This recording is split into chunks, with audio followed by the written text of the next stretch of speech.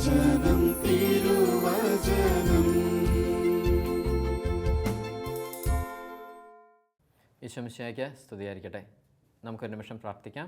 പിതാവായ ദൈവമേ, ഞങ്ങളിന്ന് കേൾക്കാൻ പോകുന്ന അങ്ങയുടെ ജീവനുള്ള വചനം ഞങ്ങളുടെ ജീവിതത്തിൽ പ്രാവർത്തികമാക്കാനായിട്ട് നീ ഞങ്ങൾക്ക് കൃപ തരണമേ. അമ്മേ, പരിശുദ്ധ ദൈവമാതാവേ, അമ്മയുടെ വിമല ഹൃദയത്തിലേക്ക് ഞങ്ങളെ പൂർണ്ണമായി സമർപ്പിക്കുന്നു. അമ്മ ഞങ്ങൾക്ക് വേണ്ടി പ്രാർത്ഥിക്കണമേ.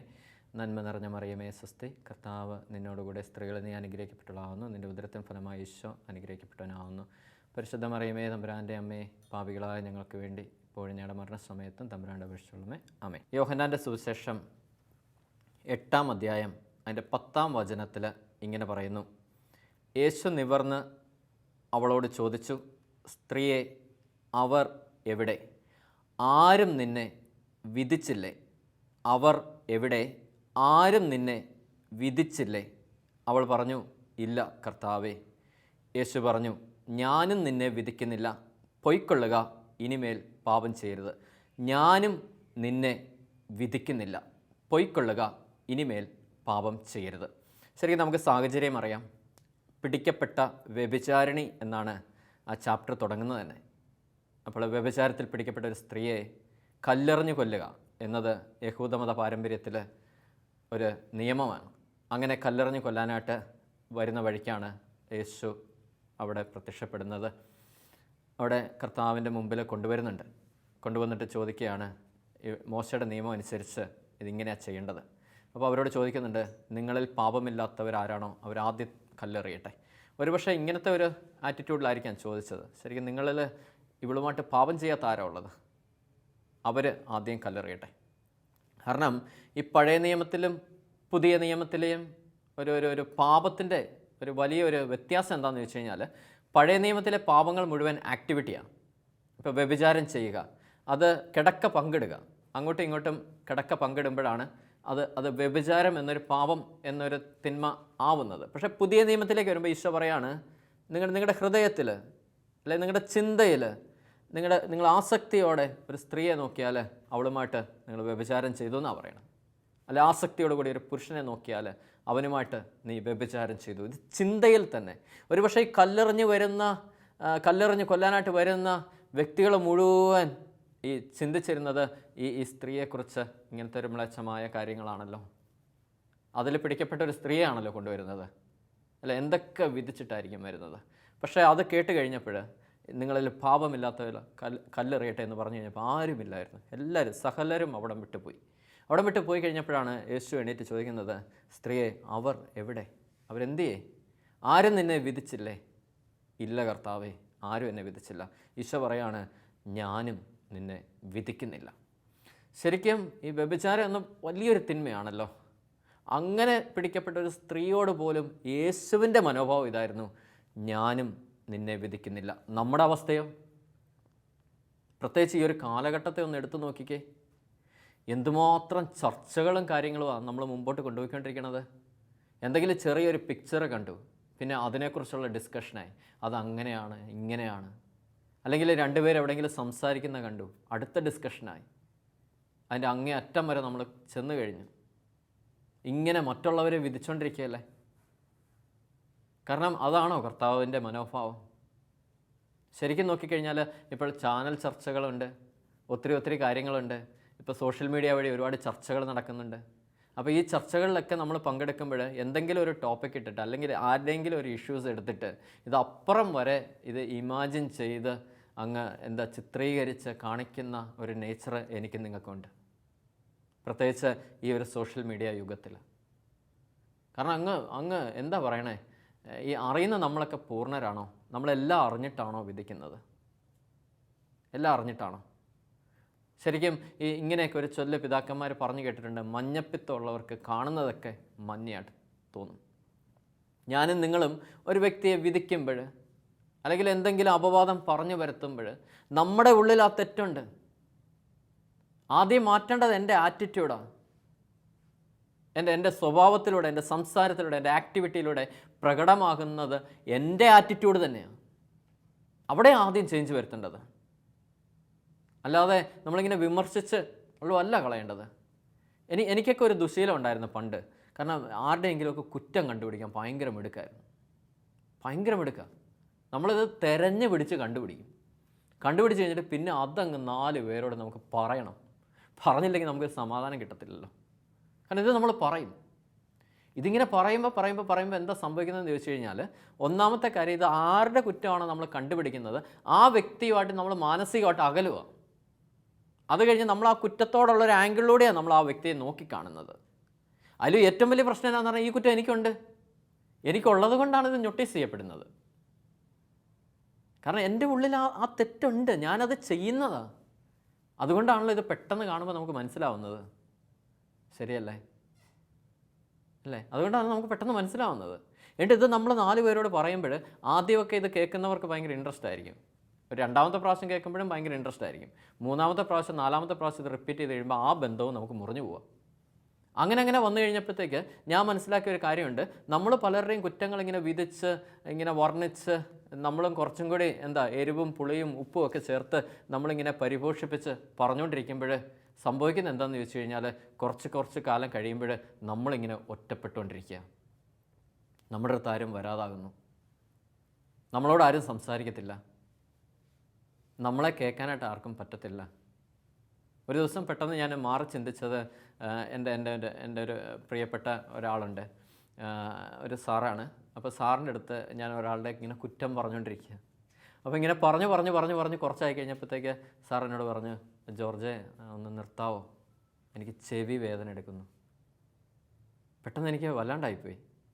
ജോർജെ ഒന്ന് സ്റ്റോപ്പ് ചെയ്യാവോ, എനിക്ക് ചെവി വേദന എടുക്കുന്നു.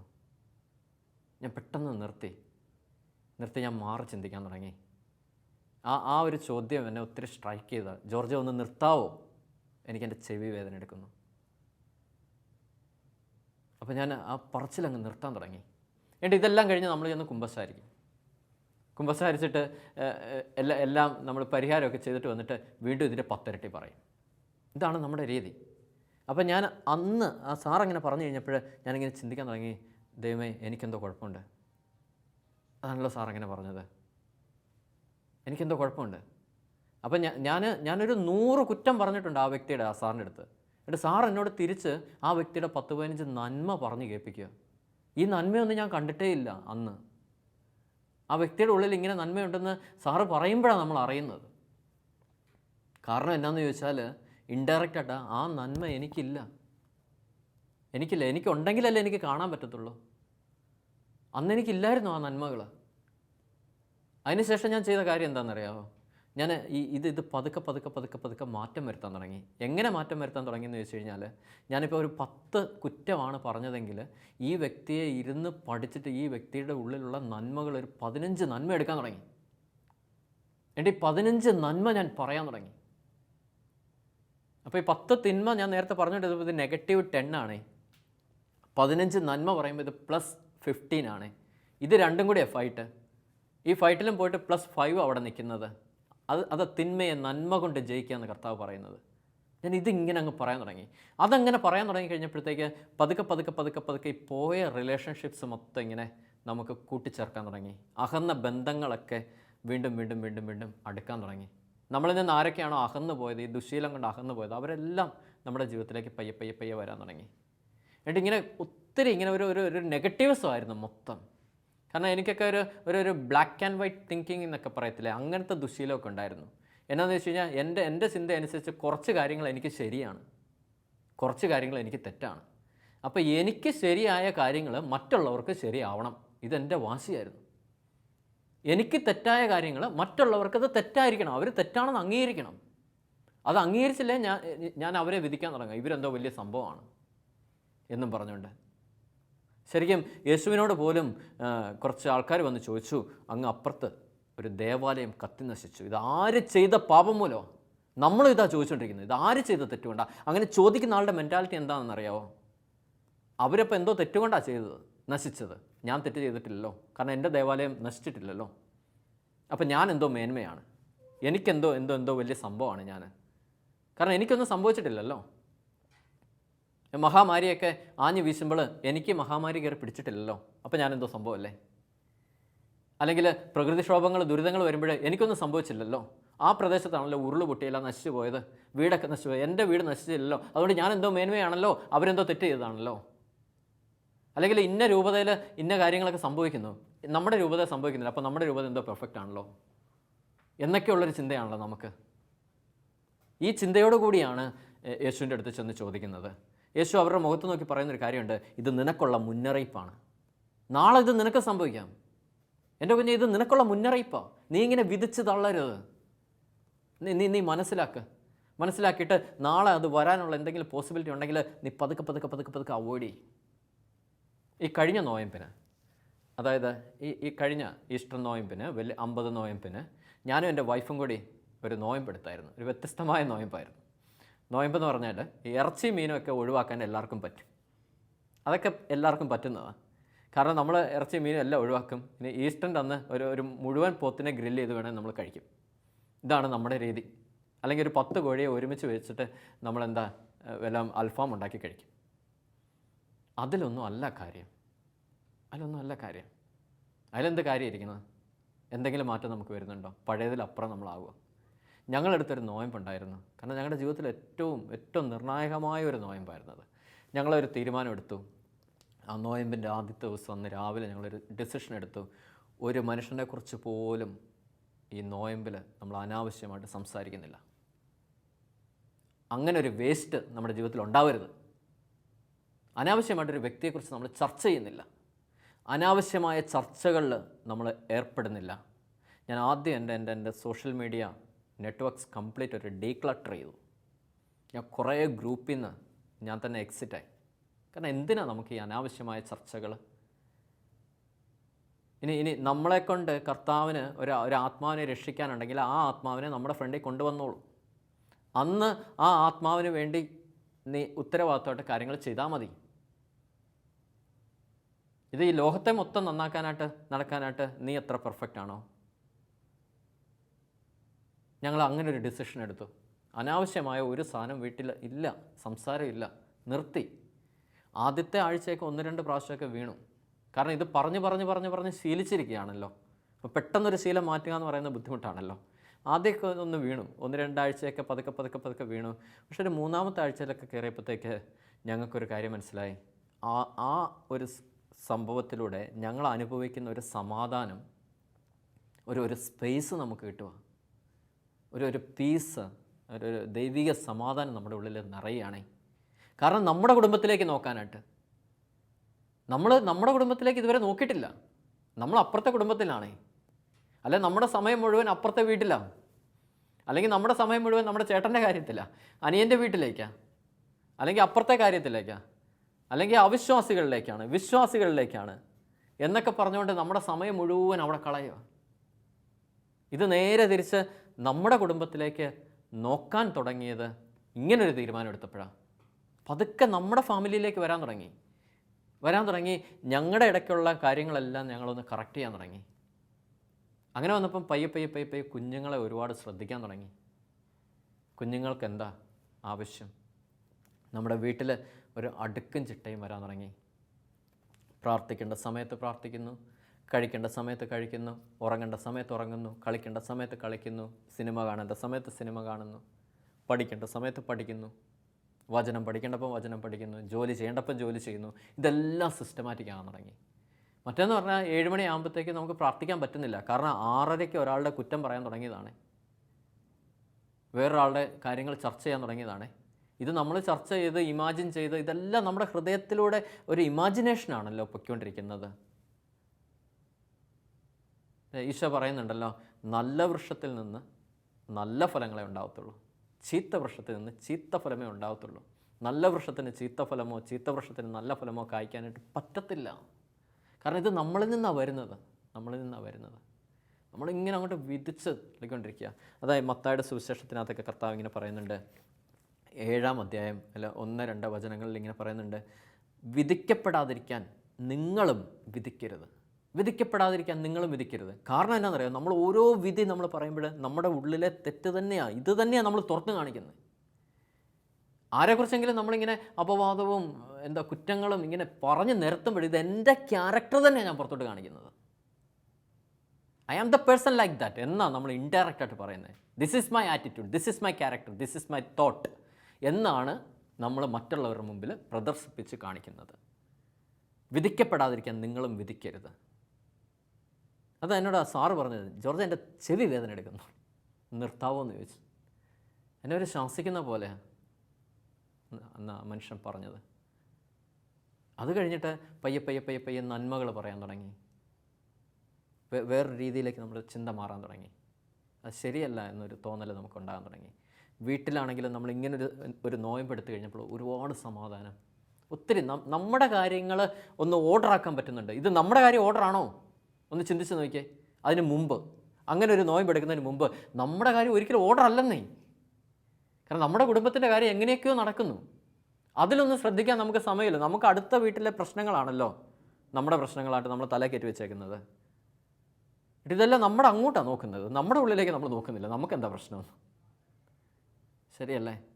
അങ്ങനെ പാഴാക്കി കളയാനാണോ നിൻ്റെ ജീവിതം? എന്നിട്ട് ഈശോ പറയുന്നുണ്ട്, നിങ്ങൾ വിധിക്കുന്ന വിധിയാൽ തന്നെ നിങ്ങളും വിധിക്കപ്പെടും. നിങ്ങൾ അളക്കുന്ന അളവ് കൊണ്ട് തന്നെ നിങ്ങൾക്ക് അളന്ന് കിട്ടും. നിങ്ങൾ അളക്കുന്ന അളവ് കൊണ്ട് തന്നെ നിങ്ങൾക്ക് അളന്ന് കിട്ടും. നീ സഹോദരൻ്റെ കണ്ണിലെ കരട് കാണിക്കുക, നിൻ്റെ കണ്ണിലെ തടിക്കഷ്ണം ശ്രദ്ധിക്കാതിരിക്കുന്നതും എന്തുകൊണ്ടാണ്? അഥവാ നിൻ്റെ കണ്ണിൽ തടിക്കഷ്ണം ഇരിക്കുക, സഹോദരനോട് നിൻ്റെ കണ്ണിലെ കരട് ഞാൻ എടുത്ത് മാറ്റത്തിന് പറയാനായിട്ട് നിനക്ക് എങ്ങനെ പറ്റും? കപടനാട്യക്കാരാ ഈശോ പറയുക. അങ്ങനെയുള്ളവരെ, എന്നെ ഉൾപ്പെടെ കപടനാട്യക്കാരാ. ആദ്യം സ്വന്തം കണ്ണിൽ നിന്ന് നീ തടിക്കഷ്ണം എടുത്തു മാറ്റ്. അപ്പോൾ നിൻ്റെ സഹോദരൻ്റെ കണ്ണിലെ കരടെടുത്ത് കളയാൻ നിനക്ക് കാഴ്ച തെളിയും. വിശുദ്ധമായത് നായ്ക്കൾക്ക് കൊടുക്കരുത്, നിങ്ങളുടെ മുത്തുകൾ പന്നികൾക്ക് ഇട്ട് കൊടുക്കരുത്. അത് ചവിട്ടി നശിപ്പിക്കുകയും തിരിഞ്ഞ് നിങ്ങളെ ആക്രമിക്കുകയും. നിങ്ങളുടെ മുത്തുകൾ പന്നികൾക്ക് ഇട്ട് കൊടുക്കരുത്. പറയേണ്ടവരോട് പറയേണ്ട സമയത്ത് മാത്രമേ പറയാവുള്ളൂ. ആ ഒരു നോയമ്പെടുത്തതോടുകൂടി നമ്മുടെ ഫോൺ കോൾസ് കംപ്ലീറ്റ് കട്ടായി. കാരണം ഫോൺ വിളിക്കുന്നത് മറ്റുള്ളവരുടെ കാര്യം ചർച്ച ചെയ്യാനല്ലേ. ഇപ്പം എ ബിയെ വിളിക്കുന്നു. എക്ക് എയുടെ കാര്യം അറിയണ്ട, ബിയുടെ കാര്യം അറിയണ്ട. ബിക്കാണെങ്കിലും എയുടെ കാര്യം അറിയണ്ട, ബിയുടെ കാര്യം അറിയണ്ട. ബാക്കി സി തൊട്ട് ഇസഡ് വരെയുള്ളവരുടെ കാര്യങ്ങൾ അറിഞ്ഞാൽ മതി. ഇതാണല്ലോ നമ്മുടെ ഒരു ഫോൺ കോൾസ് മണിക്കൂറുകൾ നീളുന്നത്. അതിനിടയ്ക്കും വേണ്ടേ ഒരു സ്പേസ്, നമുക്ക് ഒരു വിശുദ്ധീകരണം അവിടെയും വേണ്ടേ. ഇനി സംസാരത്തിൽ വിശുദ്ധീകരണം വേണ്ടേ. ഇനി പ്രവൃത്തിയിൽ നമ്മൾ കടന്നു ചെല്ലുന്നത്, ഇപ്പോൾ ഒരു വീട്ടിൽ ചെല്ലുന്നു അല്ലേ, നിങ്ങൾ കടന്നു ചെല്ലുമ്പോൾ എൻ്റെ സമാധാനം നീ അവർക്ക് കൊടുക്കുക എന്നാണ് പറയുന്നത് കർത്താവ്. ഒരു ഭവനത്തിലേക്ക് കയറുമ്പോൾ എന്നിട്ട് അത് അവർ സ്വീകരിക്കുകയാണെങ്കിൽ അവരോട് കൂടെ ഒപ്പം ഉണ്ടാവും എന്നാണ് പറയണത്. ഈ സമാധാനം കൊടുക്കണമെങ്കിൽ ഞാൻ സമാധാനം അനുഭവിക്കണ്ടേ? ശരിയല്ലേ? ഈ സ്നേഹം കൊടുക്കണമെങ്കിൽ ഞാൻ സ്നേഹം അനുഭവിക്കണമല്ലോ. എൻ്റെ ഒരു നല്ല ശീലം അങ്ങോട്ട് പകർന്നു കൊടുക്കണമെങ്കിൽ, അല്ലെങ്കിൽ അവർ നമ്മളെ കണ്ട് ഞാൻ ആ സാറിൻ്റെ കാര്യം വീണ്ടും ഞാൻ പറയുകയാണ്, ജോർജ് ഇതെനിക്ക് എൻ്റെ ചെവി വേദന എടുക്കുന്നു എന്ന് പറഞ്ഞിട്ട് ആ മനുഷ്യനൊരു 10 നന്മ പറയുക. ഞാൻ ഞെട്ടിപ്പോയി. ഞാൻ ഒരു 100 തെറ്റാണ് പറഞ്ഞുകൊണ്ടിരുന്നത്. അതൊന്നും ആ വ്യക്തിയുടെ ചെവിക്കകത്ത് കയറിയിട്ടില്ല. കാരണം ആ മനുഷ്യൻ ഒരു നന്മയിൽ നിറഞ്ഞ മനുഷ്യനാണ്. ആ മനുഷ്യന് നന്മ മാത്രമേ കാണാൻ പറ്റത്തുള്ളൂ. അതല്ലേ മറ്റുള്ളവർക്ക് ആവശ്യം. അതുകൊണ്ട് ആ സാറ് ഭയങ്കര അക്സെപ്റ്റബിൾ എല്ലാവർക്കും. നമ്മൾ ഒറ്റപ്പെടുക. കാരണം നമുക്ക് തിന്മ മാത്രമല്ലേ കാണാൻ പറ്റത്തുള്ളൂ. കാരണം എൻ്റെ ഉള്ളിൽ ആ തിന്മ മാത്രമേ ഉള്ളൂ. അതുകൊണ്ടാണ് ഞാൻ തിന്മ കണ്ടുകൊണ്ടിരുന്നത്. അത് മാറി പയ്യെ ഈ നന്മ കാണാൻ തുടങ്ങിയപ്പോൾ പതുക്കെ എല്ലാവരും അടുത്ത് വരാൻ തുടങ്ങി. അവരുടെ കാര്യം ഓപ്പണായിട്ട് അവർ ഷെയർ ചെയ്യാൻ തുടങ്ങി.